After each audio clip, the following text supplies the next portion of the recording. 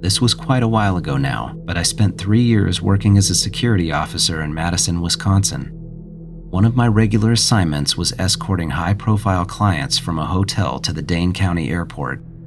It was always a third shift job, running from 10 p.m. to 6 a.m. My nights were mostly quiet rides with business travelers, executives, and the occasional government worker. I never thought much about who I was driving. I just got them to where they needed to go and went back for the next one. But one night, I had a conversation with someone and it really stuck with me. Around 11 p.m., I got a call for a pickup at the hotel. When I arrived, an older man got in who was well-dressed and carried himself like someone important, but he didn't introduce himself or mention what he did. It was a routine start to the drive, but I was in a talkative mood, so I asked him if he was in town for business. He told me he was there for business and had been working up near Baraboo. That caught my attention because there isn't much up that way besides small towns, tons of farmland, and a few scattered businesses.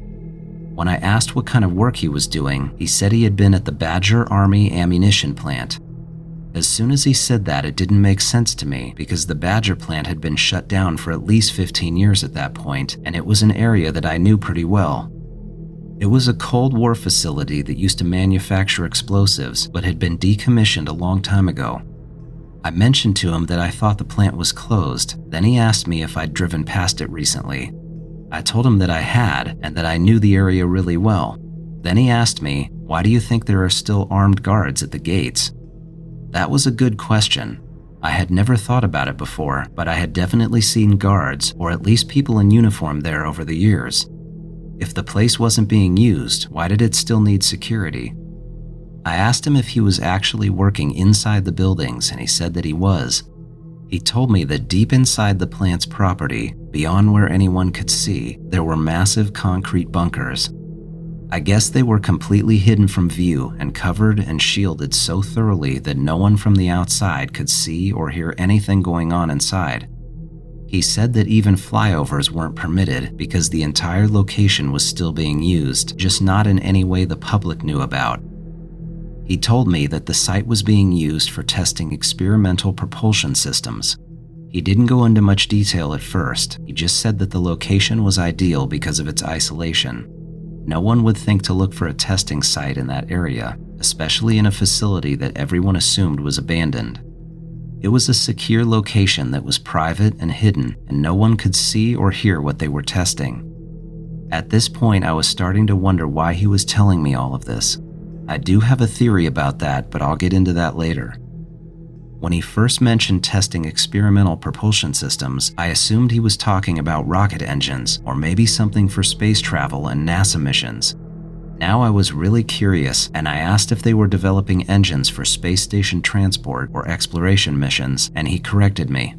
He said the systems they were working on weren't designed for anything like that. They were specifically for traveling between planets and solar systems. That was when it really hit me. This wasn't just some standard aerospace project. This was something else. We seemed to be getting along and having a good conversation so far, so I decided to go out on a limb and ask him if he believed in UFOs or aliens, which made him go totally quiet. After a long pause and some anxiety on my part because I thought I'd somehow offended him, he told me that they had gotten some help developing the technology they were working on.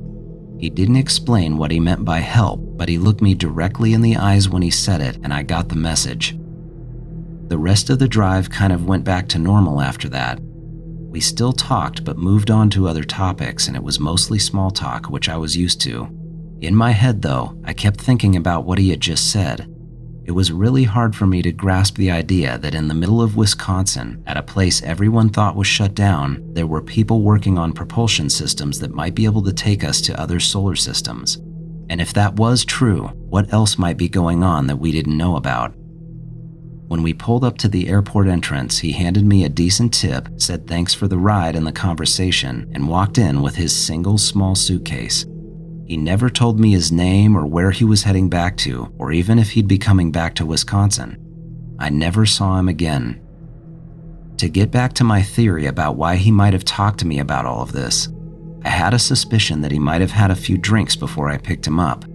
I could smell a bit of alcohol when he got into the car, and I also noticed that he had that overall relaxed and calm attitude that comes when you've had a few. I do think he kind of caught himself saying too much at some point, and that was when we moved on to the small talk. I can't say this is what actually happened, but it's just the feeling I have about why he randomly opened up to me like that. I think about that conversation all the time, and I've never looked at the Badger plant the same way after that. The guards at the gate, the sealed-off interior, and the restricted airspace had always been there. It's just that I had never questioned it before. If what he said was true, then what they were working on wasn't just for the space missions we all see. It was something far beyond that, and something they didn't want the public to know about. The thing that I really can't stop thinking about, though, is who is helping them.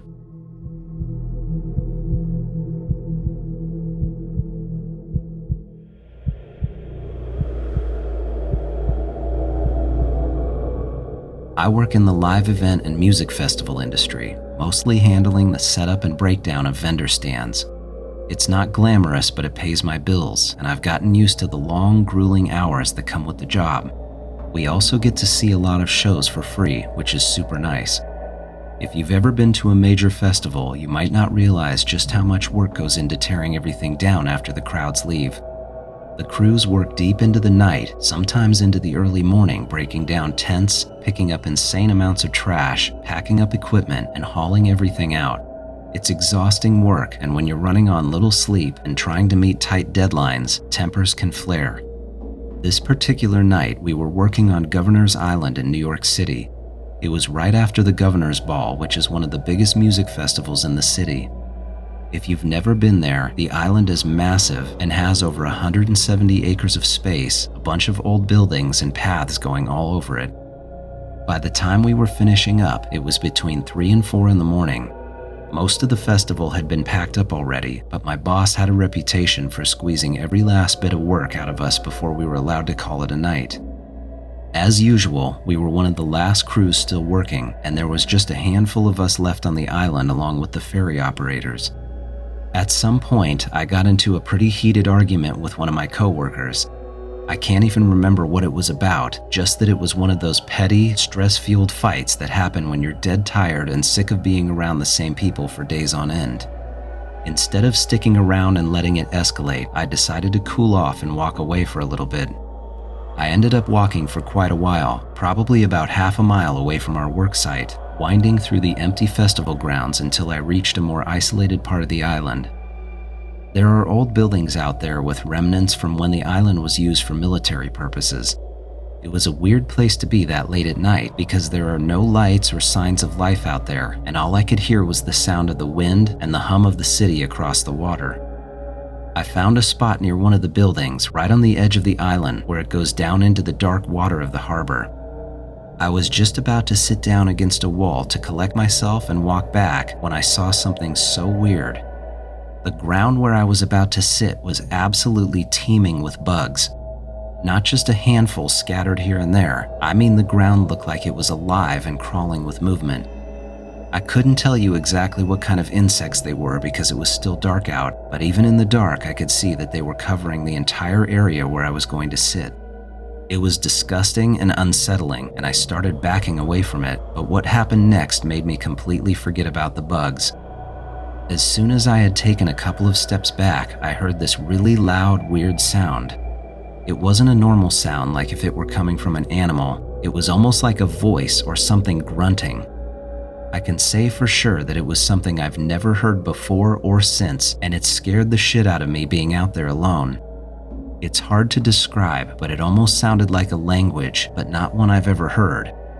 It was like a guttural, raspy, almost growling speech, like something was trying to scare me away. The rhythm of it had a structure though, like it was actually saying something to me, but I couldn't understand any of it. The first thing I thought of was that it could be some crackhead out of his mind and yelling at me, but not making any sense. This was really close to me too. It wasn't in the distance. Whoever or whatever it was right there. I just couldn't see anything because it was so dark. As soon as I started walking backward and turning around to go back, I heard this loud movement. It sounded like a quick, forceful lunge, like something had jumped hard off of the ground, and you could hear the rocks and gravel shooting out from under their feet.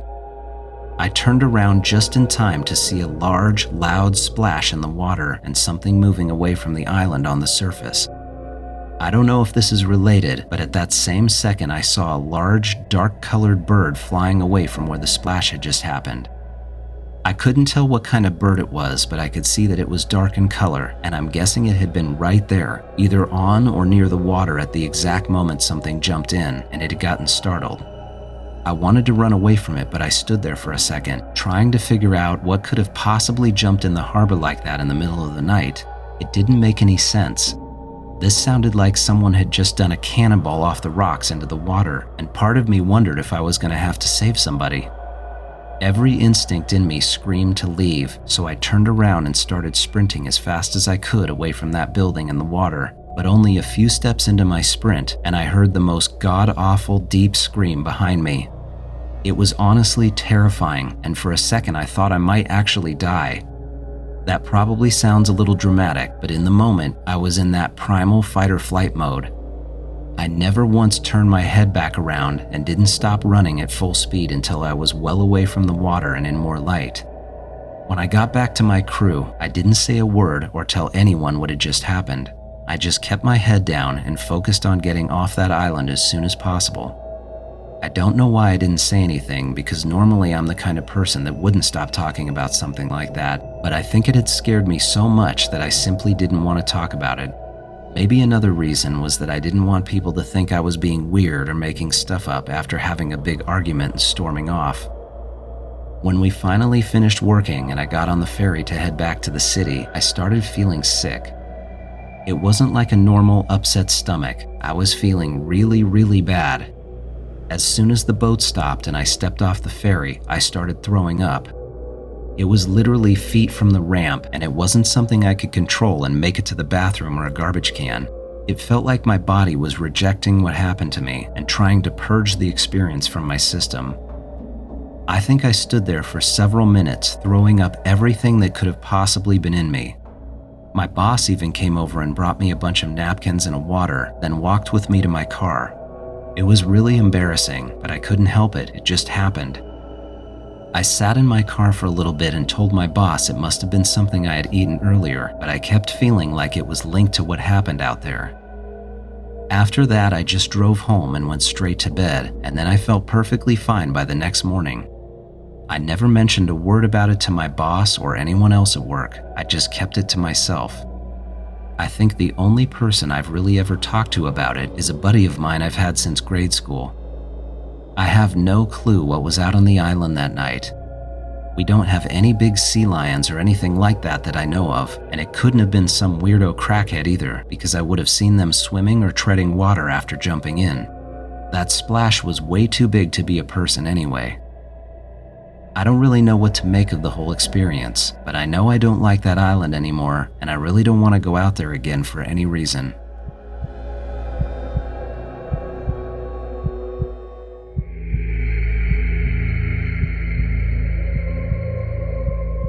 The night before all of this happened, I saw something weird in the sky.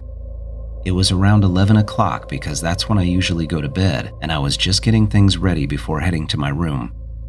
As I was locking my front screen door with my actual front door open, I noticed this faint light moving slowly and steadily and pretty high above a big open area of field down the hill from my house. I could tell right away that it wasn't a plane because of the way it was moving.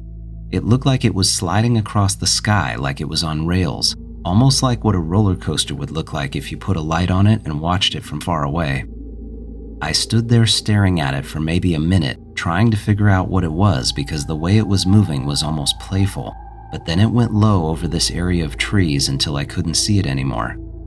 At the time, I didn't give it much thought and finished locking the doors. When I got into bed though, I had this really weird feeling. It wasn't fear exactly, it was a heavy sense that something was off.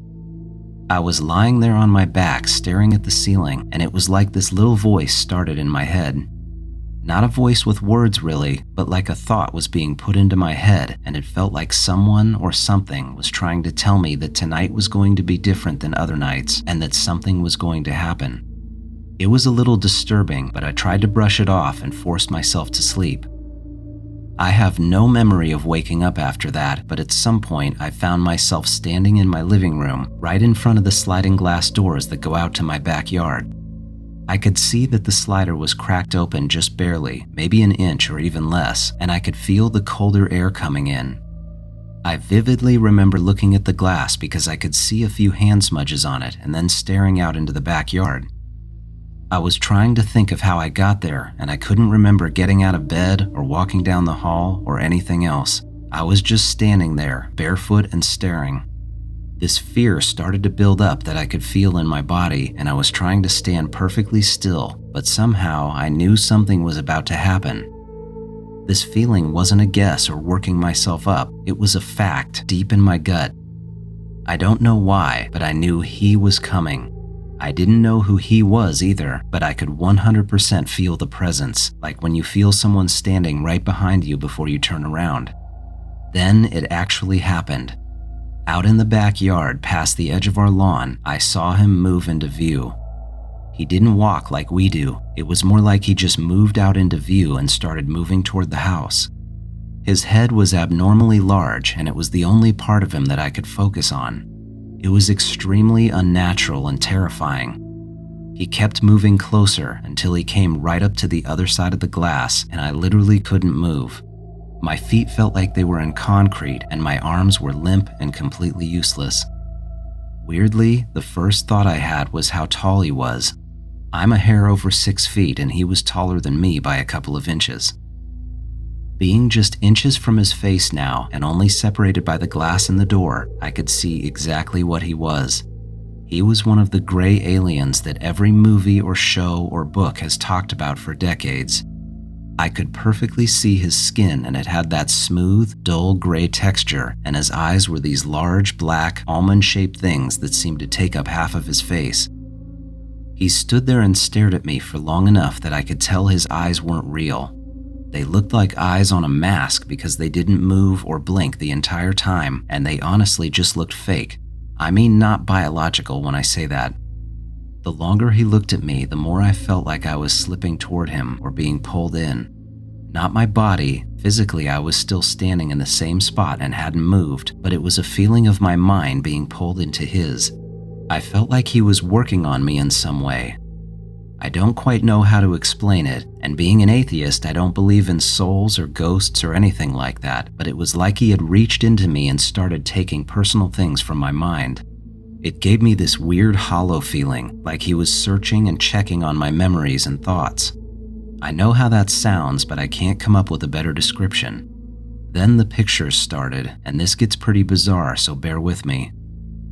I started to see pictures, but not with my eyes. They were more like visions in my head. This flood of stuff came in, and it was all too fast and overwhelming to focus on any one image. I saw pictures of the earth cracking open, then I saw pictures of a giant flood, then people frantically running around in all these different chaotic scenarios. He let me feel these feelings that went along with the pictures too. I could feel hopelessness, terror, anxiety, depression, anger, and even a few things I don't want to mention. It was so strong I couldn't think straight or sort any of it out. I heard voices shouting too, not with my ears, but inside still, like hundreds of voices all at once. I could even hear and sense the feelings of people he had done this to before, and it was the ones that couldn't take it. He let me hear and feel them mentally breaking. This all sounds insane, I know. I tried so hard to turn my head or look the other way with my eyes, but I couldn't move. His face was like a magnet, pulling me back every time I even twitched. It was right at that time that I decided to mentally let go and just accept what was happening to me. That's when I realized that everything he had been showing me and putting into my head was leaning toward one clear point. None of this matters. As soon as I let go, he showed me pictures of my life. I could see my job, my worries, things I love and care about, and things I hate and struggle with, and then he made me see how minuscule it all was. Not just mine, but everyone's. He showed me that none of it was bad or evil in the way we think it is, but rather, it's all part of a much greater learning experience that we're part of and chose to go through. He let me know that we are all part of this greater experience that is so unfathomably big we could not or would not ever understand while we're here on Earth. He let me actually feel part of this giant celestial plan going on, and I could tell how absolutely tiny this portion actually is. He showed me other worlds too. I saw flashes of places I couldn't even understand, and I got the sense that there are an almost infinite number of other worlds to choose from, and that I personally just happened to choose this one. I don't know how long this all lasted. It could have been minutes or hours, but the next thing I remember was waking up in bed. I could see the sun coming through my window, and it was morning. I could feel that my shirt was wet with sweat, and I had a headache like I'd been up all night drinking. I got up, made an extra dark pot of coffee, and sat there thinking about what had just happened to me. I was then, and still am, completely convinced it wasn't a dream. I just know it wasn't. I think, at the very least, this was some kind of visitation from something. I don't know how to explain it, but it was so real and vivid that I can still remember every single detail. Dreams fade over time and always have a bit of nonsense to them, like you'll randomly be in Hawaii without any memory of traveling there, or at a house you lived at when you were a kid, or even showing up at school without any clothes on. This was wildly different than any dream I've ever had. I told my brother and a friend of his about it later that same day when they came by my house, and of course they both said it sounded like a crazy dream. I've never cared too much about convincing people though. I know what I saw and felt. It was real, and it was the most powerful and profound experience of my life. No movie or story or book even comes close to what happened. Whatever visited me didn't just feel strong, he felt like he knew everything and shared just a sliver of that knowledge with me. As scary as it was in the moment, it was worth the fear to see what I saw. It might sound like the opposite of what I should feel, but the whole thing gave me this underlying sense of hope and purpose about life and why we're all here. There's one last thing I forgot to mention. When I was standing there staring at this being, he wasn't alone. Well, not exactly. I didn't see any others, but I could feel them out there with him, and they were connected to him somehow. Maybe they were different versions of him, or maybe they were all hooked into the same mind and working together. I don't know. It was like he was the one in front of me, but he was part of something even bigger, and other versions of him were out in the world showing others the same thing I saw. This was 4 years ago, and there isn't a single day where I don't think about it. I'm constantly wondering why it happened to me. I mean, who am I, and what was the point of showing me? If we're so tiny and this is such a small part of what's really going on, why even bother? I've gone over it 1,000 times and I have no idea. All I've got is what happened. Every second of it burned into my memory. I do have a deep feeling that I'll see this being again someday. I don't know what it is, but I feel like we all will.